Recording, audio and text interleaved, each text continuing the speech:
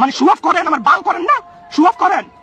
এই সব পোলা তুই যে কথাগুলা কইলি। বাংলাদেশের এক সময়ের বিখ্যাত কুখ্যাত কন্টেন্ট ক্রিয়েটর তৌহিদ আফ্রিদির একমাত্র জনপ্রিয় চামচা রাহি আমার জীবনে অনেক বড় একটা কষ্ট দিবে, এটা আমি জানি। তৌহিদ আফ্রিদিকে নিয়ে যদি কেউ কোনো ভিডিও বানাইতো, ক্ষুধার্ত কুত্তার মতো এই হেলায় কেউ কেউ করতো। এই সব পোলা তুই যে কথাগুলা কইলি। আজকে তৌহিদ আফ্রিদির কি কপাল, ওই জনপ্রিয় চামচাই আজকে তারা ধরাই দিছে। ক্ষমতা থাকলে যে ক্ষমতা দেখাইতে হয় না, এটা তৌহিদ আফ্রিদির কাছ থেকে অনেক শেখার আছে। একটা সময় তৌহিদ আফ্রিদির প্রচুর পরিমাণে ক্ষমতা ছিল, কিন্তু সে ক্ষমতার অনেক রাপ ইউজ করছে।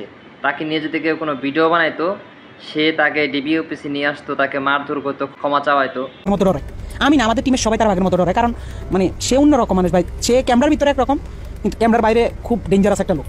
তারা কিন্তু সবাই ভয় পায়। ইউটিউব ইন্ডাস্ট্রিতে একটা টাইমে তার সবাই বাঘের মতো ভয় পাইতো। সবাই তার অফিসে ডাকাইতেছে। যারা আমরা টিমের যারা মানে ছাত্র আন্দোলনের সময় তার বিপক্ষে চলে গেছিলাম। তার বেল্টের বাড়ি আমার বেশি কেউ খায়নি। বেল্ট খুইলা আমার কুত্তার মতো পিড়াইতো এই সময়। আর আজকে সেই ডিবি অফিস থেকে তাকে ধরে নিয়ে গেছে। তৌহিদ আফ্রিদি তার ক্ষমতার বলে রাহির মতো এরকম অসংখ্য ফ্যান বানাইছে, তার ঠেকার বলে, তার ক্ষমতার বলে 500টা ফ্যান যারা বলা হয়, এখন আবার তারাই তাকে ধরাই দিচ্ছে। আমার জীবনে অনেক বড় একটা কষ্ট দিবে, এটা আমি জানি। একটা সময় স্বপন আহমেদ তাকে নিয়ে ভিডিও বানাইছিল। ভাই, স্বপন আহমেদকে ডিবি অফিসে নিয়ে তাকে মারধর করে, তাকে কেস কাছারিতে মানে প্রায় একটা বছর তার জীবনের 12টা বাজাই দিছিল স্বপন আহমেদ। আঙ্কেল এবং আন্টির কাছে আমি মাফ চাইতেছি। আঙ্কেল এবং আন্টি, যদি আপনারা এই ভিডিওটা দেখে থাকেন তাহলে দয়া করে আমাকে মাফ করে দিবেন।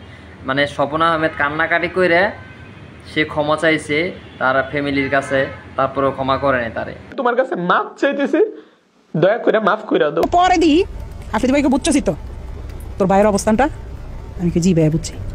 পরে কথা সাবধানে থাকিস, ঠিক আছে? তৌহিদ আফ্রিদির একটি কলে ডিবি অফিসের মধ্যে ধরে নিয়ে আমাকে 1 ঘন্টা নির্মম ভাবে পিটায়। দেখেন, আফ্রিদির এরকম অবস্থা দেখে যে আমাদের ভালো লাগতেছে সেটা না, তার সে অসুস্থ, তাকে দেখে খারাপও লাগতেছে। তো সবার উদ্দেশ্যে এটাই বলতে চাই যে ক্ষমতা আছে বলে যে ক্ষমতা দেখাবেন, বিষয়টা সেরকম না।